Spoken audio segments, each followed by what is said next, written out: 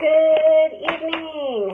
Let me put my headphones in so I make sure I have good audio for you guys.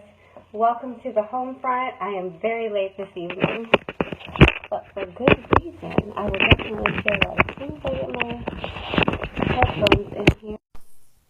Okay, hopefully you can hear me. Please let me know if you can. I just plugged these headphones in. Welcome to the home front, episode 26. Tonight we're going to talk about condos. Condo associations, basically. The other night we talked about HOAs. Thank you. So I'm going to take that as you guys can hear me okay, and if you can't, please let me know. Every day I come to you with a little piece of real estate information. You said, "Oh, go to sleep." Really? I'm good. I'm team no sleep over here.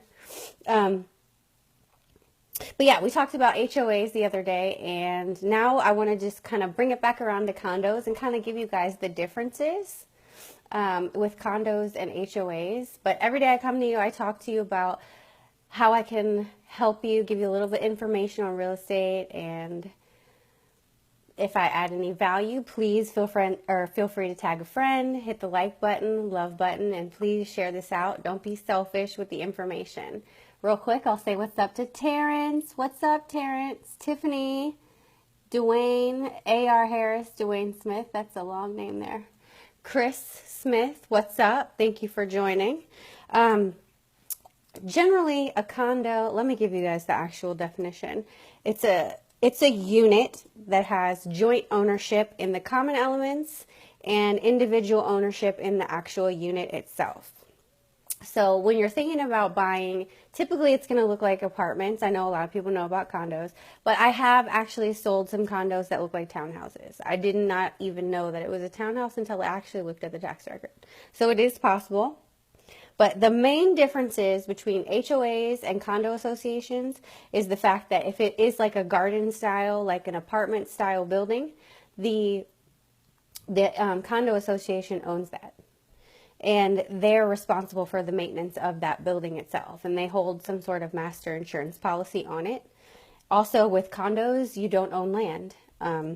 It definitely, a benefit to owning a condo is the reduction of maintenance and increasing of amenities.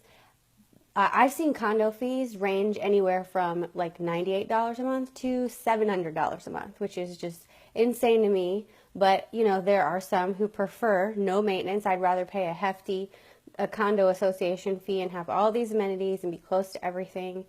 And that just works better for them. I'm not one of those people. But a fee does factor into how much you can afford in terms of purchasing, too. They count that because you have to be current on your association fees. Some things to look out for. You're going to want to look at the neighborhood and the property manager. Make sure that it's a stable, well-run community. Some things to note are if they're delinquent on the dues, you're going to want to ask for a budget. When you get under contract, you get a copy of all the bylaws, and I think usually the budget's in there. It should be, so that way you can look it over. They have a certain amount of reserves for emergency funds that they are supposed to have so you can get a loan, because a couple of reasons why you wouldn't be able to get a loan with a community with a condo association would be your reserves not being high enough, which again is for your emergency fund.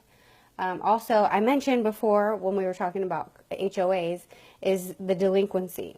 If there are a lot of delinquencies on the dues from the owners, you're not going to be able to get a loan. They don't want to see more than 15%, and it's going to be hard for resale for anyone. So, and that's something to think about if you're buying in and it may be delinquent. But then when you go to resell the property, you have to think about that too. So they're very important things to consider. Don't just jump into a condo without doing your due diligence. If you guys have any questions, please feel free to ask. I like engagement. That's what I'm here for. Yes, I'm all fired up with motivation. I'm always happy. Thank you, Terrence. You're looking for a condo in Florida. Me too. I really want to own a piece of property in Florida. My goal is to own property in quite a few states, and they don't have personal property tax down there, What's up, Bucky? Thanks for joining. It says, but even having a home to do is a lot. Do you own the land? Neither. Even having a home, you do not. Yeah, well, you do own the land here. I mean, you own your yard. You have property lines. I guess it just depends on what state you're in, because I know different states have different rules.